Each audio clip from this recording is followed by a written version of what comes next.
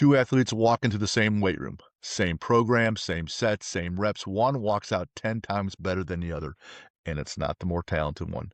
My guest today was supposed to be not the best team player on the team, but he can't be, but he became the best.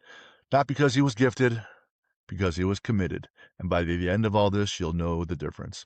All right, Athlete Builder, back at it. I'm Jim Beebe, and today I got Matt Wietlispach, strength coach for Syracuse Women's Hoops. Played pro baseball, built a fitness franchise that helped people lose over 10,000 pounds. But here's the through line for Matt. Never the most gifted, never the most scouted, told flat out he wasn't good enough. He just kept outworking everybody until he made it. Stick around for three things. You're going to hear about the go-ahead grand slam where his own coach, tried to pull him from the game, and the look that changed his mind. The freshman who Matt couldn't stand, who became his best player and now gets him out of speeding tickets. And the dead simple way Matt spots which athletes are actually committed versus just compliant. Let's get into it. Before we get into all that, Matt, and what you've done, first question, you're welcome to pro ball moment. Minor league baseball, when did it hit you that you'd actually made it into the pro level and you were actually on the team and going?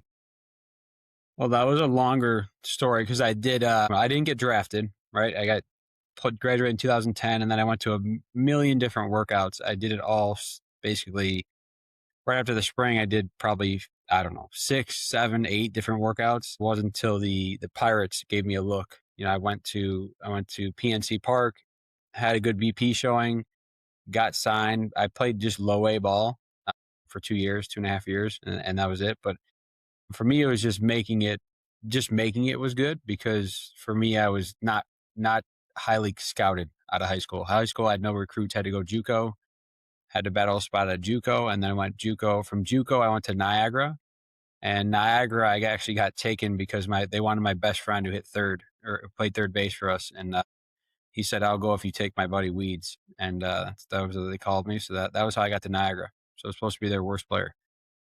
Turned out to be their best player. And then it's the same with pro ball. I was not a showcase player, put it that way. I was a gamer. The whole Bull Durham story, it's a little different. When you're in the show, everything with white baseballs. Single A ball is a little bit different in terms of the lap of luxury. Wouldn't you say? But yeah, I mean, it was worse than college. I mean, I went to JUCO, which you have nothing, and then I went to small D1, which is, essentially nothing. We're taking buses everywhere, and then you go to single A, it's the exact same thing. You take Greyhounds and buses everywhere. Actually, that was a plus, because JUCO, we took the vans. Our coach actually used to drive us. We took the vans, and then JUCO. So then D1 was an upgrade with the Greyhounds, but then it was the same exact thing with single A. Same exact thing. You bus everywhere. Long trips. About a year ago, I had Mike Soroka on, and he pitched for the Cubs last year in the playoffs. Oh, yeah.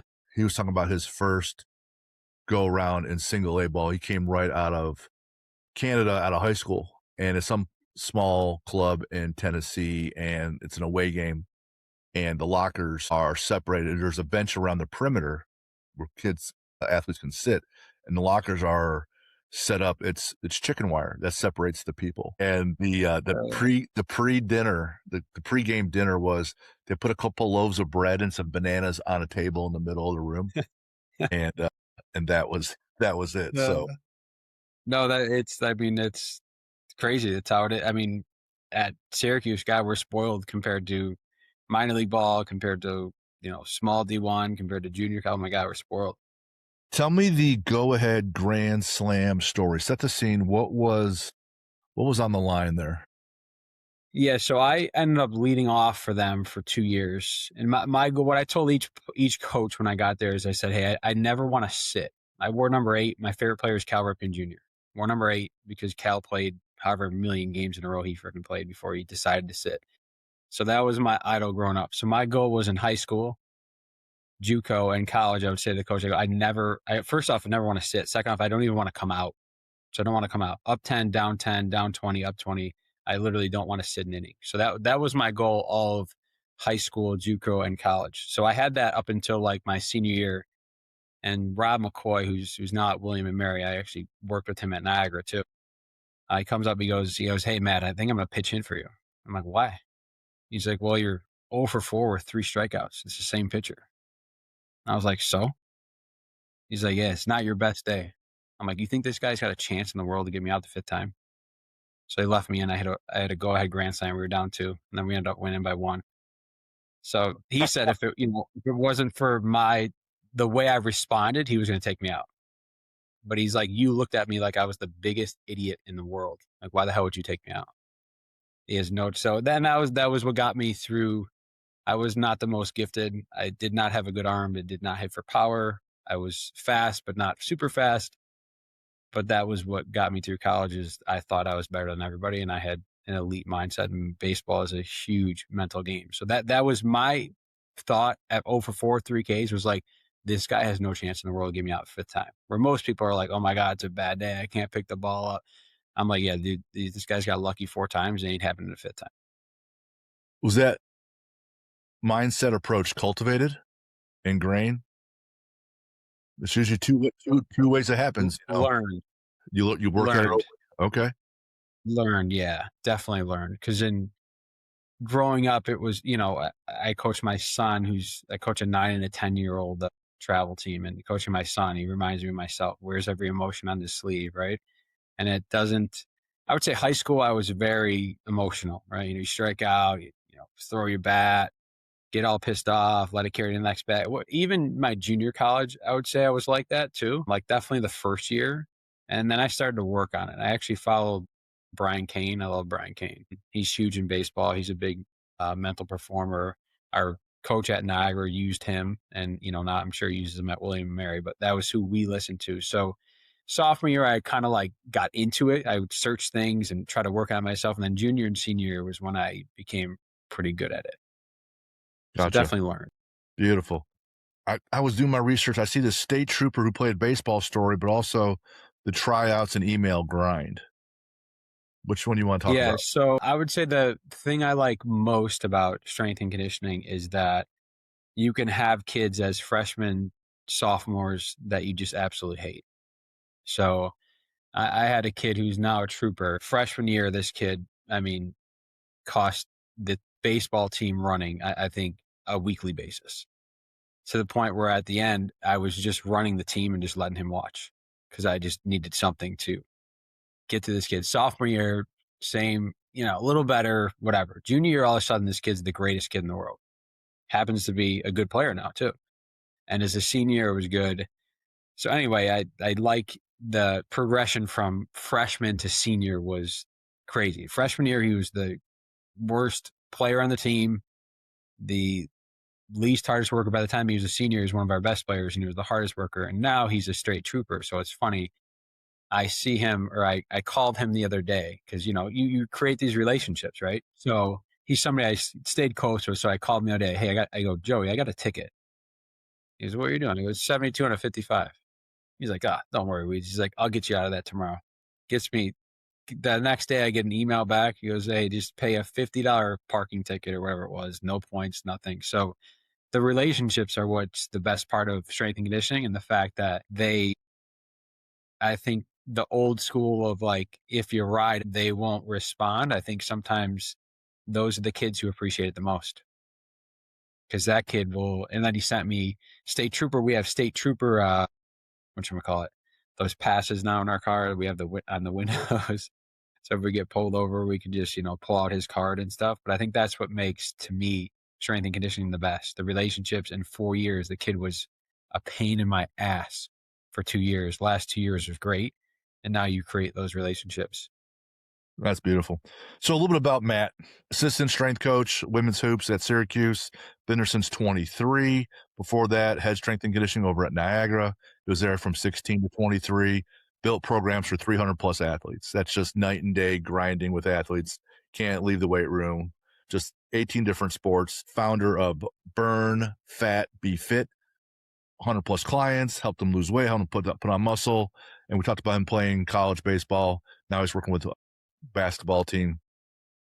Well-rounded guy. Shout out Ty Evans over Ty at Evans. DePaul. I had him on a little while back. Watched his team play hoops at at Butler because I'm over in Indianapolis, and Butler was a home game for us. So I went and saw him there, and I recently reached out to him. I said, "Hey, man, I need some more people on my show that are cool." And he goes, "I got you. Get a hold of Matt. He's a good dude." And so shout out Ty for connecting us. All right, Matt. So we talked about it a little bit. You said it best that you weren't the fastest, most gifted. You were told you you weren't even that good, right? So what kept you going when the talent gap was real? You said you recognized that there's a talent gap. How do you keep fighting? Because a lot of people say, "Well, shoot, man, I can't get to this point. I'm going to stop," and then you end up surprising yourself and having some really high level success. How'd you keep going? Well, I was when I went to my junior college, I would say I think junior college is the greatest experience that any one man can experience, at least for me. It's just, if you're not a grinder, you ain't freaking making it, just flat out. So we get there and there's 50 people on a team. Now, this team I was at, Elgin Community College, we would finish top 5 in the country every year. So they take 50 kids because they know at least 20 of those 50 kids are going to quit. And they just really, so at the time I didn't realize it, but it was, he's trying to hit a quota of how many kids he brings in, right?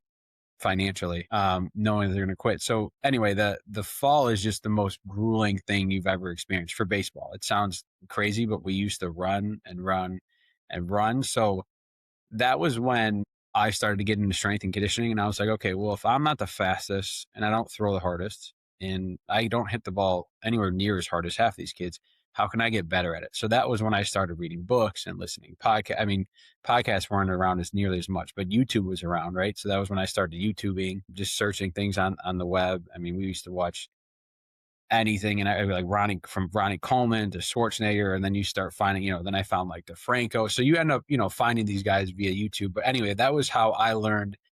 And what I loved most about strength and conditioning was anything that could give me an edge would help me on the field. And then when you start doing it, because I did it in high school, but you didn't really know what you're doing. And our strength coach, Matt Diegelman at Niagara, was good.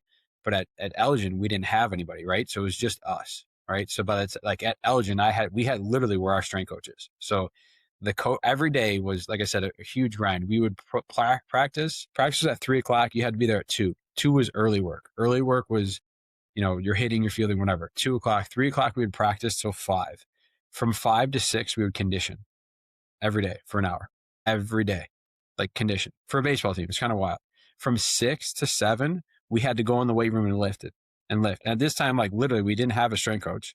The baseball coaches at that time would go in their offices, or they would go and sit on the treadmill. So we had to lift. So all of us literally had to come up with a plan. So me, my friend Trevor, my friend Adam, all 3 of us were into it. So we legit like built our program. And I mean, we look back, it was awful. But the one thing we did was we got stronger, right? And because we got stronger, we were able to get more powerful, and we were able to jump higher. We were all able to run faster. So from our freshman year to our sophomore year, we all got a whole lot freaking better. And in baseball, 60 is what you time, right? So my 60 was a 6.9, I think, the freshman year. And I went into Niagara, I ran a 6.6. So dropped at 3/10, right? So and then when I got to Niagara, they had a strength coach who was good. But before that, Elgin was the biggest. I mean, we had to literally design 2 years of programs that we had no idea what we were doing, but we're listening, we're reading, watching stuff on YouTube. And that's what got me into it. And what helped me was being able to outwork everybody. Everybody had the same hour from 6 to 7. Everyone did the same shit. But the difference was the program that we designed and the intent that we had behind it. So really the program we designed was shitty when I look back at it, and it was stupid. But the intent that me and a few other guys had was way more than the other guys, right? So we pushed way harder. We went way heavier. We did everything as fast as humanly possible, and we got way better. Way better.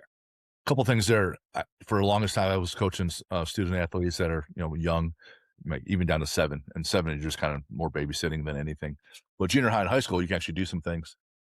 And when they come in and they're terrible, or they have no exposure like you, it almost doesn't even matter what the program is, as long as you're trying hard.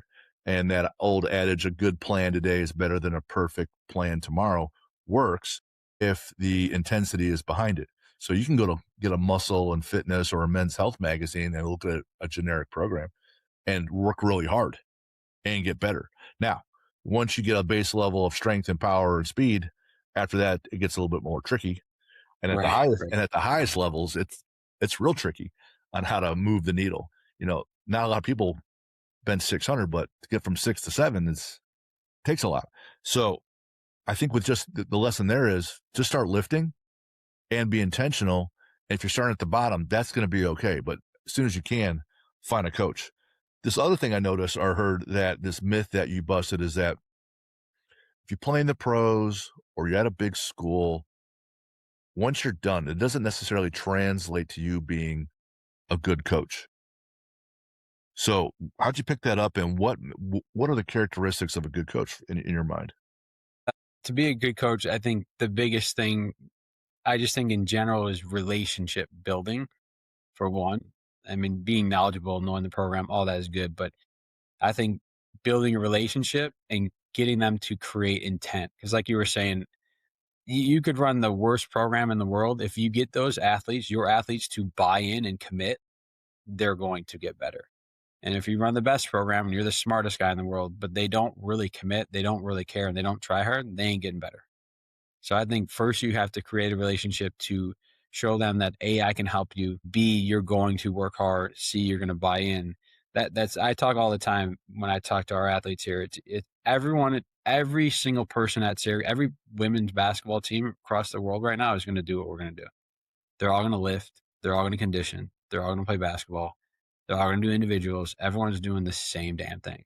I said the difference you have is you can be committed versus being compliant. All these other people are going to be compliant. They're going to do their sets. They're going to do their reps. They're going to do their shots.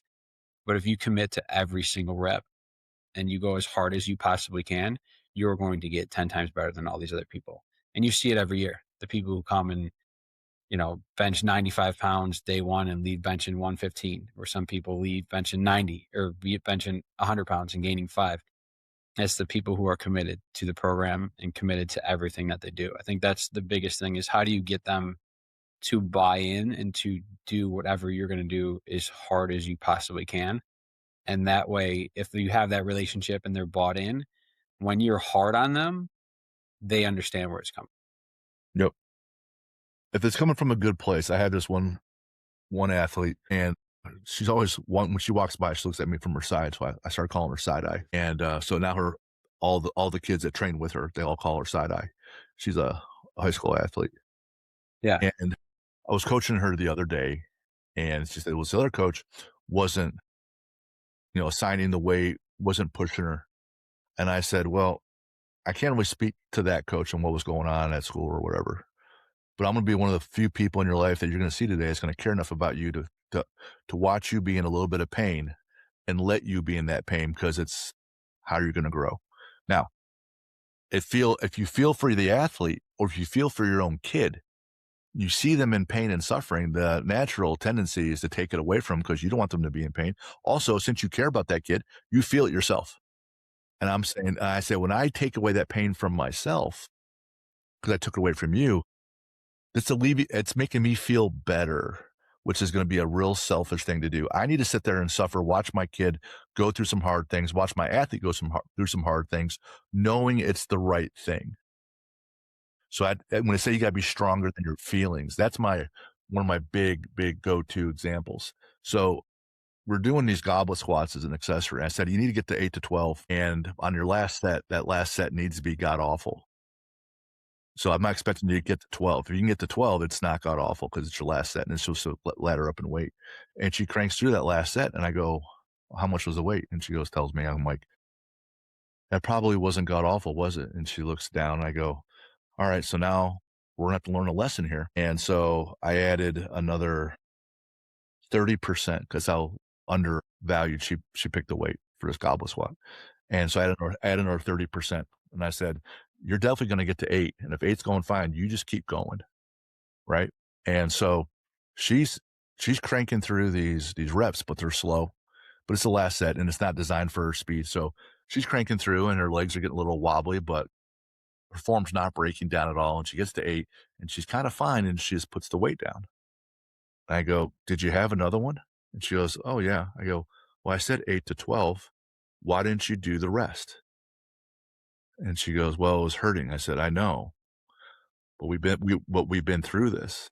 And she goes, "So you want me to do the last 4?" I said, "No, I want you to do 5 because you need to learn a lesson." So she does the last 4 and cranks out the 5th. Form did not break down, but she was struggling, right? She puts it Right. down and now she's spent, right? That was basically the right number.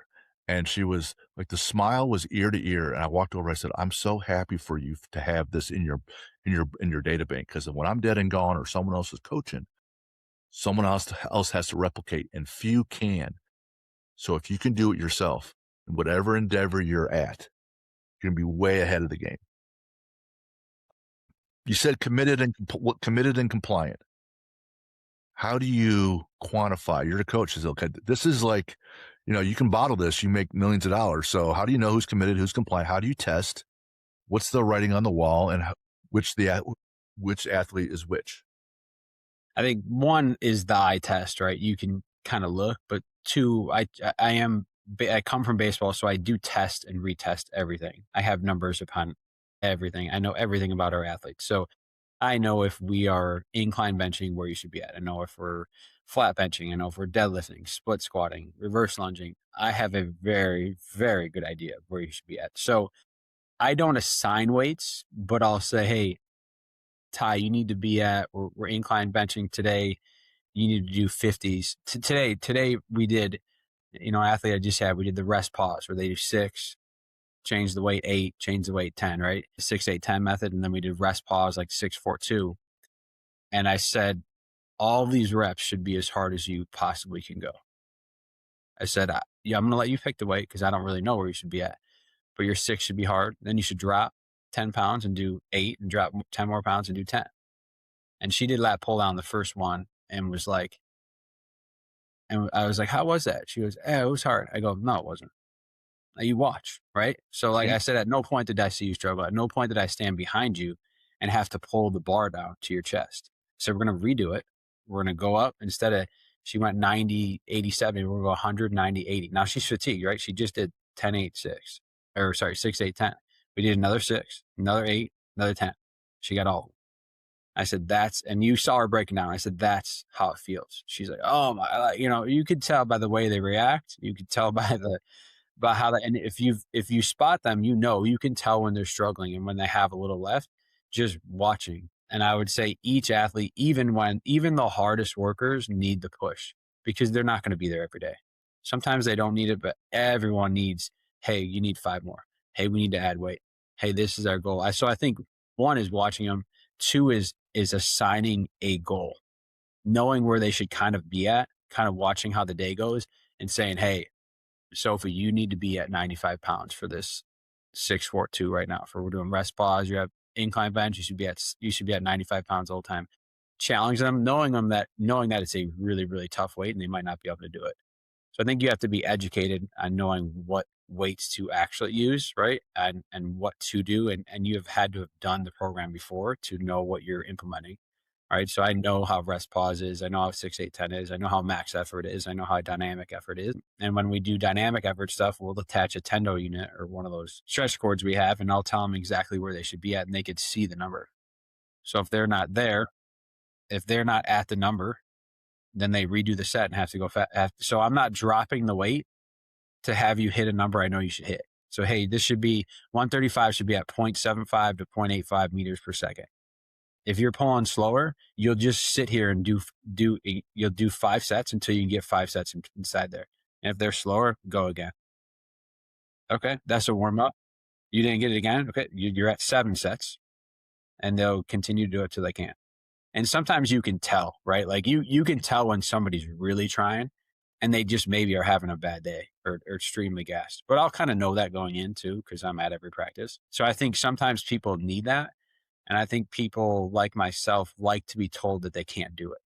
And you just have to know your athletes. You have to know the ones that are like, Liv, yeah, you're not going to be able to get that. Yeah, try 95, but I don't think you'll get it. Sometimes that's all you need to say. Yeah, you can't get 95. Sophie got that. You won't get it. Sometimes that's all you need to do. So I would say that's why knowing your athletes. Some need the pat on the back. Some need to be told they couldn't do it. Some need to be told that they can do it. Some need the confidence. Hey, I'm going to be right here. I'm spotting you. You're going to get all 6 of these. So I think it just depends on the person, but you have to be educated on what you're doing and you have to watch them. That's the other thing is I watch everything that they do. So that's all three things in the head that we talk about in the Athlete Builder all rolled into one. One, as driven as I am, was telling you that story about side eye. And I like to push myself that way. There's no way I do it that well by myself. So if I No have way. someone else who's a teammate training with me who's similar, then it's going to be on, right? So when you have a teammate, you point out there to Sophie or another teammate, there's going to be competition. There's competitive folks who are trying to win. So that's huge. The knowledge piece in the head, you got to know what you're talking about. You got to know what the stimulus needs to be. But those athletes also need to learn that, like you said, when you were at high school in your first college or JUCO, like there was no knowledge of how to lift, right? So you're having to learn. So for those kids to know what an RPE is 7 versus 10, where 10's like your eyeballs are falling out, they need to know what that feels like. So next time there's a reference point, and then the mindset to continue to push, right? So you're building all three things all at once. Now, some of the things that I'm also encountering more and more is this enormous fear of failure, whether it's on the practice field, it's on real games, whether it's in the weight room, whether it's speaking up and asking for the sale, ask someone to push, asking in the job interview, that fear of failure, but also on the flip side, that whole Ted Lasso being curious, right? Yeah, I could fail, but I want to be curious as to why so I can adjust quickly, a real short, quick feedback loop. So here, all this comes down to the question, how do you get athletes comfortable enough to? I think you need to put them in where they're going to fail all the time. We'll do reps to failure and let them know that the expectation, I think you first have to set expectations. The expectation of this, we're going to do 95 pounds on the bench. We're going to do that's one of our tests. We're going to do 95 pounds. We're going to do it as many as you can. And we're going to go to failure. So you're telling them that you're expecting to fail. So I think one, setting expectations. We yesterday came in for voluntary workouts. People came in. I go, we're going to run them out. They're like, what? Yeah, we're going to run them out. I want to see exactly how in shape that you guys are. Voluntary. So people are like, all right, we'll run them out.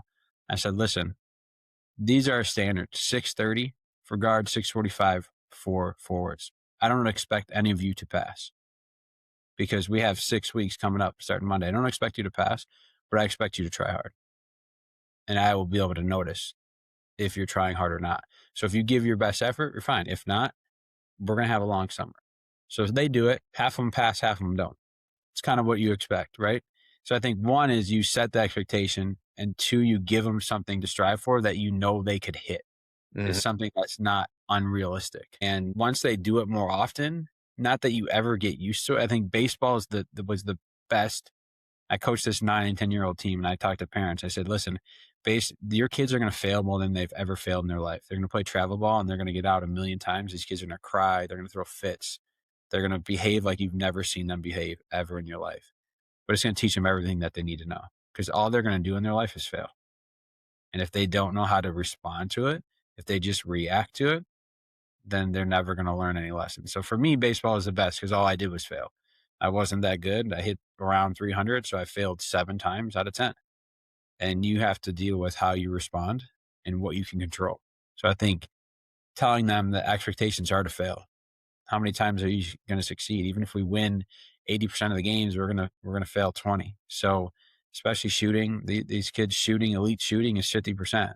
Elite 3-point shooting is 35. They're gonna fail. So putting them in there over and over again, but letting them know you expect it and you want to see effort. And then I also want to see how they respond. Do you fail and quit?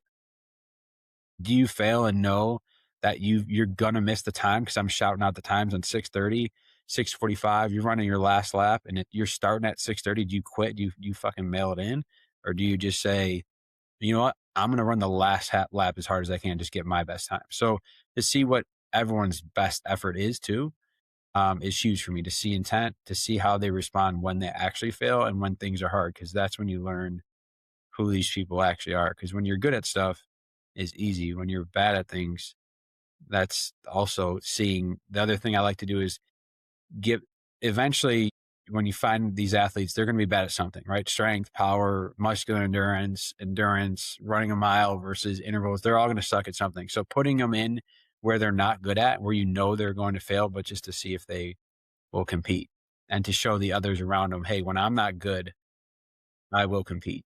There's this I love the approach that there's a target and an expectation. As a former strength athlete, I'm gonna run that mile, and I'm gonna tell Matt, "Hey, man, I'm gonna run a solid 12 to 14. Don't worry, I'll get there. 12 to 14 minutes, and I'll be done, but don't worry, I'm gonna carry 300 per hand in my farmer's carry and beat everybody on that piece, so don't worry about that. I won't be on the basketball team, that's for sure."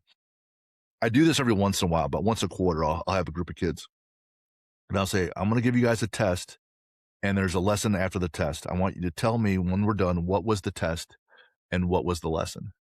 And so I warm them all up for lower body stuff, and they all line up, and they're told to broad jump as far as they can. Like, they've been doing their jumps or A skips, they're ready to jump, right? And they all have I have a different marker in my pocket, a Sharpie, and they all jump, and then wherever they land, wherever their heels are, and they stick to landing, I put their own colored Sharpie behind their heel. And they're like, "Okay." And because they're told to jump as far as they can. And the next time around, they see that marker where they jumped, like 100% or 95 out of 100, they all jump past it. I said, "Okay, so now we move the marker up a little bit more." I said, Last attempt. Here's the thing. You jump past it again, you get to, be in charge of the music. So if you jump past it again, you get to be in charge of the music. But if you don't jump past it again, you're looking at 50 push-ups, 50, chest all the way down. So if you gotta do your hands on a elevated barbell, that's fine, but we're doing full range of motion. And then again, 95 out of 100, they all jump further. So then I go, "What's the lesson?" And they're like, "Wow, we could jump further." I'm like, what was the test?" "Was how far you can jump." Okay. I said, "The test was, did you give your best effort on each try?" "Well, I think I did." "Okay. Maybe you felt like you were doing it, but now that you had a target, was it easier?" "Oh, yeah." "And once there was pain and reward, carrot and stick, pain and suffering associated, did you do better?" "Yeah." So if you have a goal that you wanna attain, can you set a target and a marker? Can you set up a bunch of pain, like severe pain and severe pleasure? And can you get someone to help coach you through it? Then you got a shot. They're like, "That's the lesson. Can you set up that system, not just jump further?" Getting your Yeah. athletes comfortable in that environment is huge. The adaptability and consistency. How do you stay consistent in who you are while adapting to every athlete? You said you had this one athlete who was a total asshole that you wanted to run over with your car essentially. Now he's one of your buddies, right? Then you go to female athletes, and some athletes are 17, 18. Some are, I don't know, 38 with today's NIL deal, but really, 22, I know. 23, My 24, God. right? So, and some got kids and some don't, and some got a bunch of money and some don't, and some are more book smart and some aren't. Some are from urban, some are from rural. How do you stay consistent with that culture? Yeah, no, that's definitely a good question. The first thing is I will tell them that I will be everyone who's been coached by me knows this. I'll be the same person almost every day. Baseball's taught me that. It always goes back to baseball. It's taught me you play 162 games, you can't be the guy who's jumping, riding high one day and the other guy who's depressed. Now you got to be the same person every single day. So first off, I'm going to have consistency for you. So I expect the same back for them is them to give their best effort. But I think you have to be relatable, you have to be adaptable, and you have to be willing to learn and understand where people come from and that everybody's different. So everyone needs to be coached differently. They're not me, they're not you, they're all their own person. So I think once you learn what makes them tick, you have to ask questions. You have to get to know them. You have to spend time with them. You actually have to give a shit. You know, one of the things I bring up, I got this from Brian Kane, is you have to bring the gas, which means give a shit. So they all understand that I care because of how much I put into them. So once they know that, they're going to reach, like, not that I have a different style for each kid, but you talk to each kid differently. You motivate each kid differently. You speak to them differently. Like I think it depends on how they were raised. My son responds to yelling, getting on him. Somebody who's like, he plays other sports, and I tell the coach, I go, listen, I will be the dad who doesn't say a word to all year long, but I will tell you this, the kid needs to be coached hard, or he will take every inch he can get from you and will walk all over you. He responds best to the strict, stern, hard ass type teacher, coach. That's who he responds to. That's the type of kid he is. Then you have other people who don't, if they have that, they will shut down. So that person might need more support. They might, I like to put them in situations where I know they're going to succeed and I'm showing them how much they're improving. So then I can be hard when I need to be hard on them. I think everyone, you have to pick your spots, and people know. The other thing is, I think athletes know if you're every day riding their ass for something, I think it gets old real fast. But when you do it on days that they need it, they can own it. When they know you were on them because they didn't get effort, or because they were in this mood, or because they felt sick or whatever, they respect it. That's what I've learned, is you have to know which days to do it. If you're doing it all day, every day, you're going to grind on somebody. Sometimes some people are working hard, they don't need it. But other times, we play 35 games, we practice a million times. You're going to have one day a week where they're not there.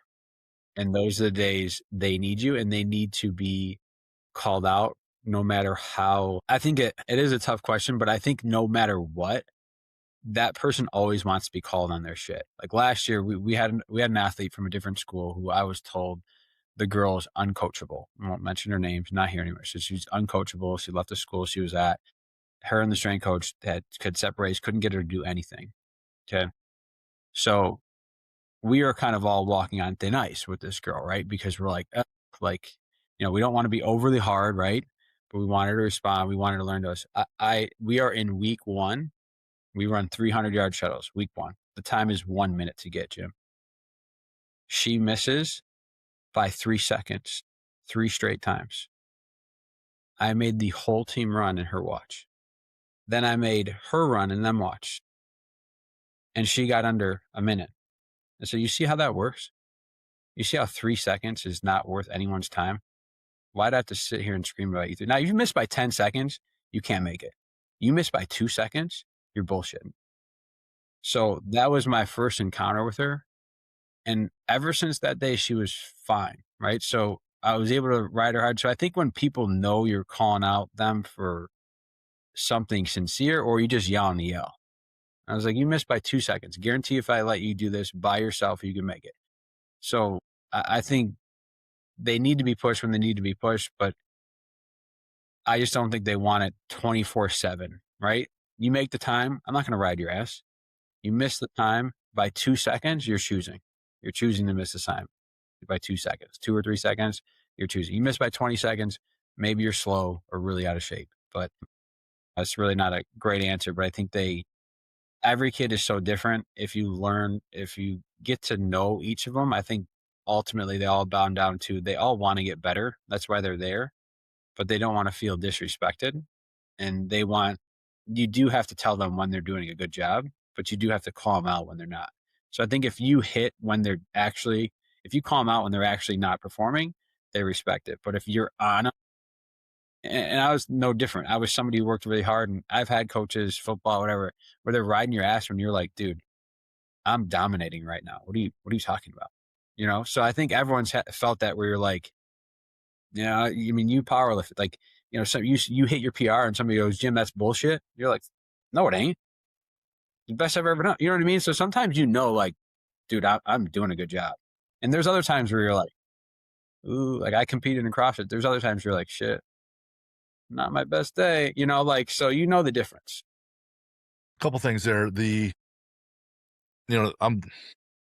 when you're riding at that high level of intensity, it's not sustainable 100% of the time. There's got to be some let off so your brain can recover, so your body can recover. So enjoyment still has to be one of our core values, because we're asking people to do hard things. You got to enjoy the process along the way a little bit, and have it fun, because so it's a constant grind, and meeting the athlete where they are is huge. I had one athlete, female, always driven, and I'll just say, hey, this other lady, snatch this number today. And she comes in and she just kind of starts nodding her head. All right, got it. Like she's already dialed in to surpass by X number of percent. Same lady that set the number, I'm going up to her. I'm just incrementally laddering her up 5 pounds or 2, 3, 4, 5 kilos at a time, depending. And she goes, "You think I have that?" So I don't even want to know the weight. So you just tell me what to do. So I'm just nudging and nurturing her along. The first lady, I just put a target, and it's seeing red until she gets through it. The second lady, it's got to be completely different. And that's the art of coaching. And with confidence comes from reps, and confidence really only comes from reps. It's hard to do that as a young coach. So when you've been doing it 10 plus years and you're seeing multiple sessions a day, so that's a lot of reps. And so you can see it and start to understand people. And when you just come up and label it, hey, I'm telling you this because I know that the last 2 seconds was bullshit. I know this, right? You know this. If you're authentic and real, then they connect a whole lot better. It makes a whole lot easier. Next question. You guys lift 2 times a year, even throughout the season. Why? We do, yeah. We lift, we start with 4 and we go to 3. We go to 2 during the season, and we lift heavy twice a week all year long because we, A, don't want to get weaker, and B, we want to prevent injuries. C, that's what it takes to not break down. 2 times a week is bare minimum to be going heavy and not break down, and not, if you're detraining, that's a huge risk of injury. I let our athletes know. So education's huge. I educate our athletes that, listen, detraining, decelerating, I tell them detraining and decelerating, how people get hurt. Can't decelerate, you can't detrain. We are going to work on your brakes all the time so you can decelerate, and we are never going to detrain, ever. I also put them in pods. We do a bunch of testing. I put them in pods, and that's an extra day that they all must do. For an older person who's been there, it might be mobility work. It might be she needs, thoracic extension or ankle dorsiflexion or hips, whatever. Freshmen, they might just need an extra day of lifting. And then it could get more where it's somebody's Nordboard test wasn't good, somebody's adduction test wasn't good. Somebody is so asymmetrical because they had a surgery that never got back to it, and we need to fix that. Somebody has shoulder issues, whatever it is. We also do like a third day, and that's mainly accessory work, I would say, right? But we do 2 strength days so they can maintain strength. And we again set standards.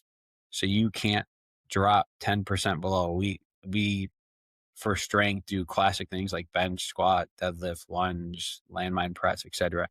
And like I said, I know numbers of everything. So if you normally bench 135 and we're doing triples and you're not at 115 at least, I just won't count them. If you can't hit them today, Jim, cool, we can do it tomorrow. It's funny how you could hit it today then. Or there are times where we have athletes and I know, and I'm like, yeah, okay, you're going to do it tomorrow. So there's not a set day that they have to do it. Like we set it up Tuesday, Friday, but some people end up doing Wednesday, Saturday. But they all know that when they come in, there will be 3 to 5 sets of weights that they cannot miss. They can go heavier, but it can't be below 90%. It won't. And it doesn't happen. And this is my 4th year. I've never seen any athlete not do it. So I think that's the other thing with expectations is you could be the best player who plays 40 minutes and scores 20 points a game, like Uche. She's doing the same thing as the person who doesn't play at all. They both have to hit the same standard. Now, like I said, if you don't play a lot of minutes, you will do an extra day, and we'll have other things that they're working on to try to, if you're somebody who's not going to play in redshirt, it's a completely different topic. But for if you're playing 5 minutes versus 40 minutes, I don't care. You will still hit the numbers. If you're tired, you can do it tomorrow. But the standard is the standard. Beautiful. Private sector, working, burn fat, be fit. You talked about bringing truth to people. Talk about a time when it hurt and when it helped. Because sometimes the truth, you can be a little, yeah. There's a truth and then there's a way to deliver it. Hey, you're slow. Or you say, hey, you're slow, asshole, right? There's a way to say things. So, and no one says it perfectly all the time. I know I sure haven't. No. Are you talking more for my fitness business or just strength and conditioning in general? Yeah. So the fitness business is that is, I think they're tough on both parts. I think athletes we have a new strength coach here at Syracuse, and he was like, man, we had a returner come in. He's like, man, I can't believe you just said that to her. I was like, what? So I had an athlete come in, and I know I have a great relationship with her. I said, "Hey, you look heavy. So you look a little doughy right now. I will get on the scale." She was up 5 to 7 pounds. I said, "All right, we got work to do, right?" She goes, "Bet." And he comes up to me and goes, "I can't believe you just said that." I said, "But I knew I could." So I think one, you have to know who it is. So I think in my setting with my athletes, I know, like I knew I can get away with it. I knew that she knew that I knew when we walked in, right? Because that's what I do. But on the private sector with my business, I'm talking to them on the phone. So it's much different. I don't know them and I'm creating this relationship as we go. So if I'm doing like a set call, I typically do 2 calls, like a set call where I get to know them. And then you could call a sales call, right? And then we'll do multiple calls after that if they sign up. But on that call, you have to strategically let them know that A, they're not where they want to be. B, they can't do it on their own. And C, they need help. So the way I do it is I reframe the questions. So my set call sets up my sales call. So I will say like, Jim, okay, what's your height, your age, your weight, your height, your goals? Cool. Cool. I'm 250. I want to get to 200. Cool. Why haven't you done it? They got to answer that question. Why haven't you done it? Because, okay, why haven't you done it on your own? Couldn't. Well, I haven't done it on my own because, I just not the right time. Is it not the right time or you can't do it on your own? So I ask questions that like people who know me know that Matt's going to ask a lot of questions to the point where you're like, dude, shut up. Well, I back you into a corner. And then on the next call, I bring it up. I say, hey, Jim, listen, you told me you wanted to lose 50 pounds. You said this has been going on for 10 years. You've tried Beachbody, X, Y, and Z, and you can't do it on your own because of this. And that's what you told me. Is that correct? That's correct. Okay. And then I get into the call. So I think setting them up, and if they're really resistant on that first call, if they can't admit that they can't do it on their own and they can't admit that it's their fault and they're not open to help, then I just won't do a second call with that person because they're not ready for help. But I back into a corner and set them up and tell them, listen, and I think then it's fine because you said it, right? You said you want to lose 20 pounds. You said you've been trying for 10 years. You said you tried Beachbody, all these different things, and it didn't work. And you said you can't do it on your own. And you're looking at me for help because you know I've helped thousands of others. That's all correct? Yeah. So do you want to go further with this call? And then I'll get into it. So I think that's how I obviously can't talk to them how I would talk to an athlete I've known for 3 years, but that's how I approach them. Yeah. It's interesting because I have a very, very similar approach with a completely different background. Half my professional life was in finance and investments. So MBA, JP Morgan, white collar crime, trader for a Wall Street firm, forensic accounting, where you get to find the real underlying problem. What's the root cause problem? So then when I get in the strength and conditioning world for the last 13 years, I just apply the same approach. What's the root cause problem? And a lot of times with people, it's gonna be an accountability thing. Like there's plenty of knowledge Right. out there. How many YouTube videos and books are at the library? You can go learn how to do things. Yep. Right. It's usually working with Yep. someone guiding them and working with a coach that knows their stuff. They're going to optimize it, but it's mostly the accountability. And so when people start trying to do root cause with me or whatever, I'm just comfortable enough just to tell them what I think the real problem is. So, hey, Jim, why haven't you done this? I drink too much bourbon and I don't have any accountability and my why isn't very strong right now. Really? And I'm like, well, yeah, that's that. So we can get deeper if you can help me, but I'll, I don't feel like wasting your time or mine. Now, most people don't do that because they're not conditioned. But if you can get to the root cause like you do, then it's usually pretty clear. Oh, we just do this, this, and this, and we'll check in and make sure we're doing it, and we're going to move the ball, or we're going to move a little inch at a time, and things are going to be great. One thing I always talk about, and we're kind of like touching on it right now, is holding. You said, "Why? Hey, Jim, why haven't you lost those 50 pounds yet?" As an example, there's always a limiting factor. So, a new athlete walks in tomorrow and you can only fix one thing. I wrote this down. How do you find the limiting factor in an athlete? Could be mental, physical knowledge, whatever. What's your process for finding, um, because, it's never, for you, it's never talent, right? You just kept working on different things. So what's your process for finding what's holding an athlete back? Well, performance wise, I test a lot of things to see where they're lacking, right? Is it their speed? Is it their power? Is it their strength? I think as you're testing this as a coach, is it their endurance? You're also watching how they do everything, right? And that will tell you. how their mindset is, right? Are they weak because they don't push? Are they is their stamina not good just because they mentally don't know how to go to that place, right? Again, I competed in CrossFit for a while and I wasn't super good, but I could hurt more than others, right? So can I can I watch do they like to hurt? When they hurt, do they shut down? Right? And you see that. You do a 95-pound bench, you'll see that. Who are the kids that like you look and you see the bar speed slowing down, right? You've benched a million times in your life. You know when somebody's about to fail. Yeah. How many more do they ground out? How many more do they grind out? Do they grind out one? Do they stop? Do they rack the bar when you're like, why the hell are you racking the bar? Do they try 10? Do they go to the bar literally like almost kills them? So I think watching mentally how they respond, how they run, and then what they do when they're done and when they fail. So setting them up to see testing, but also setting them up to actually fail. So when they fail, you can see how they react and how they respond and what they are. They somebody who's like, man, okay, that was really bad. Are they somebody who's like, all right, you got to help me? Everyone will respond a little bit differently. And then when they respond differently, that's how then I'm going to try and address it. Beautiful. Beautiful. As I'm always want to be respectful of people's time and wrap some things up. One question I've been meaning to ask earlier, when you're playing at a higher level, like it's different than playing travel ball or high school. When you're playing at college level, some college venues are pretty fun and some college fans are pretty nuts and then the pro level as well. So Yeah. what's an arena, a stadium, a place where you've either played or coached or observed where you're like, Jim, you will not believe how nuts it was this one time with the invention of college game day years ago. It's just grown and grown and grown where it's a zoo on game day a lot of places. Playing Vanderbilt baseball, they were brutal. I played center field. It was the greatest time I've ever had playing baseball in my life. The greatest time. I mean, we got murdered all 3 games, but the fans knew everything about you. So it was just funny. They knew your girlfriend, they knew your dad, they knew your sister. They talked crap all game long. It was hysterical. So Vanderbilt was definitely the best. By the end of the game, like the end of the third game, because I would turn around and interact with them, and they at the first game hated me.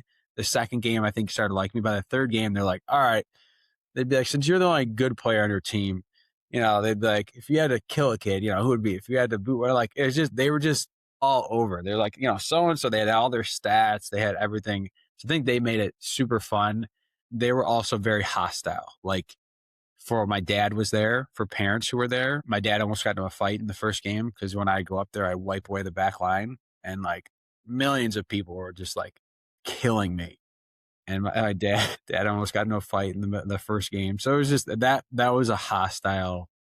That was a fun place playing for sure. The hardest basketball, I would say, UConn's pretty brutal to play at. UConn is tough. We've played there twice now in the tournament, lost both times. I mean, they have all their fans. They sell out.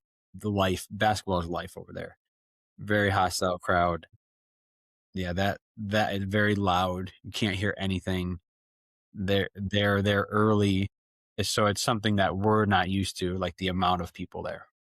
Sure, For sure. sure, UConn. That whole program, both places. My wife loves college baseball, and we watched almost every game of the College World Series the last couple of weeks. Plus, she's watching regionals and super regionals, so she's loved Vanderbilt for years. Them in Texas, Yeah, they're great. their programs. UConn, what they've done there on the women's side of basketball is dynasty level. So people absolutely get into those things. I've seen it in a pro baseball game. I can't remember the player or the venue, but outfielder, right field, fans are like, left hand for blonde, right hand for brunettes, left hand for blonde, right.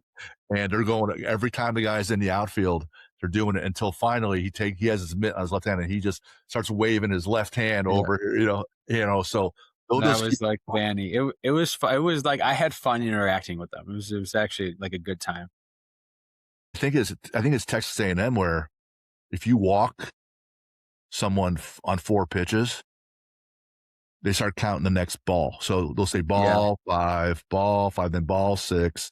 And that poor kid, if he gets to like 8 or 10, like It's insane. It's insane. All right, so real quick, you're lifting weights. What do you like to listen to? DMX is my go-to, I would say. Gotcha. 90s rap. DMX. I opened the gym is 2013. Sam was born in 2006. He's 7. He's 7. He's downstairs eating pancakes. I'm coming downstairs. He's 7. Got his shirt off like he always does, eating pancakes. He's been at my gym a number of times. We're playing DMX over and over again. And I'm coming downstairs and he's like, "Where in the hood? Where the hood? Where the hood at?" This little 7-year-old white kid, DMX, hysterical. But what's a bucket list adventure you haven't done you wanna do? You know, I don't know. I'm not a huge list adventure guy. I would just say A place you wanna go or city you wanna see? nowhere in particular. I would do the same things everyone. I would say being with family once per year, wherever they wanted to go. Beautiful. What else? Favorite sports movie? Hopefully you got a good answer here. So either way, if you're playing along at home, luckily I do enough homework where I have the answers already. So favorite sports movie is going to be Major League. Favorite athlete you already mentioned was Cal Ripken Jr. because he never missed a game. A great book that he recommends is Outliers, talking about the 10,000-hour rule. Favorite superhero is Batman and villain is Darth Vader. Favorite lift is the deadlift, and the favorite way to train is contrast training. So one of his favorite quotes is "Be good or be good at it." So he hopped off because there's a little technical difficulty, but he's gonna hop on back here in a second, but we'll be done. But having Matt on was great. Learned a lot, very intense person. He cares about his athletes and has a process for getting them better, which is all we can ask for. So if you gotta reach out to us, keep doing it. Info@athlete-builder.com. I'm Jim Beebe. We'll talk to you next time.